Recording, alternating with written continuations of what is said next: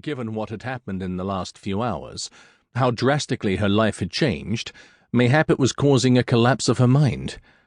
A temporary spell in which she found herself feeling things she shouldn't, and not feeling things she should. "Will ye leave me in the woods?" she asked, hoping he'd say aye. "Nay." Drat. "I would prefer it." "Ye'd prefer the woods to what?" "Wherever it is ye've decided to take me." Mackenzie grunted. "Eileen Donan is far superior to Strom Castle." Ava chose not to respond to that. She'd heard of its beauty and didn't doubt it. That was not the point. "And its dungeon?" "Far fiercer." She swallowed around the lump forming in her throat. Strom's dungeon was just a wide hole in the earth beneath the castle's foundation. A man was tossed inside, the wooden lift lid slammed shut, and that was the end of it. What did far fiercer mean? Was their dungeon filled with spikes that would see her impaled before she hit the dingy floor? Ava blew out a resigned sigh. So, she had until they arrived to escape. This wasn't boding well. Mackenzie's castle was only a few hours' ride. Suddenly she wasn't longing for adventure anymore. "Do ye intend for me to die, then?" "Die?" Mackenzie sounded startled. Behind her he stiffened as though she'd just insulted him. Why should he be shocked that she would bluntly ask what he planned to do with her? He must think her feeble-minded. She again wasn't surprised. Sadly, most men did. "Will ye torture me first, or am I to simply starve, alone in the dark, impaled by your dungeon's machines of torture?" Mackenzie made a sound that very much reminded her of a rabid dog. They'd had one at Strom some years before.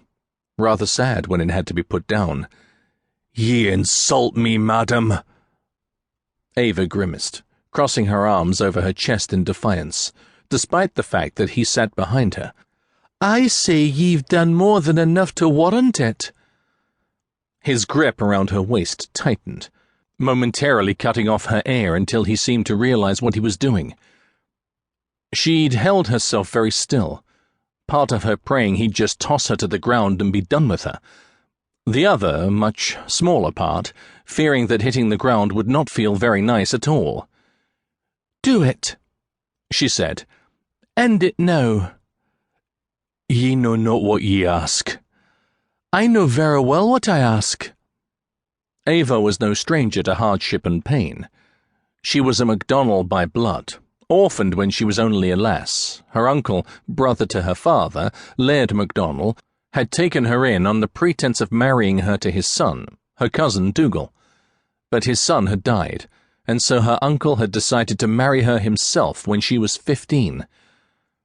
She'd spent the last 6 years in the kirk praying and asking forgiveness for the sin she lived in, praying for her soul, for the soul of her uncle, hoping that her mother and father, both killed in a hunting accident, weren't rolling in their graves at the vast offence she committed by being married to her uncle.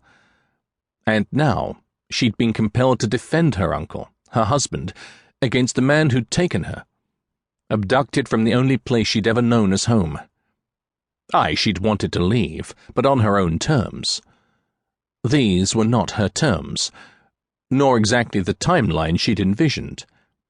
She did not have only herself to worry about, but those she'd left behind, the people she felt obligated to protect, especially since her shame had given them such bad luck. Aye, she knew exactly what she asked for when she'd prayed. Night and day she'd prayed for over 2,000 sunrises for an answer, for a sign. Was this it? Was this the Almighty's way of telling her she was not supposed to live, not meant to give back to the clan she'd taken much from? Ava arched her back, attempting to wrench herself from Mackenzie's hold. "Be still," he commanded. Ava didn't listen. If he was only going to kill her, then he should just do it now. She couldn't take it any longer. She wriggled more in earnest now, fighting the iron hold around her middle. "Let me fall beneath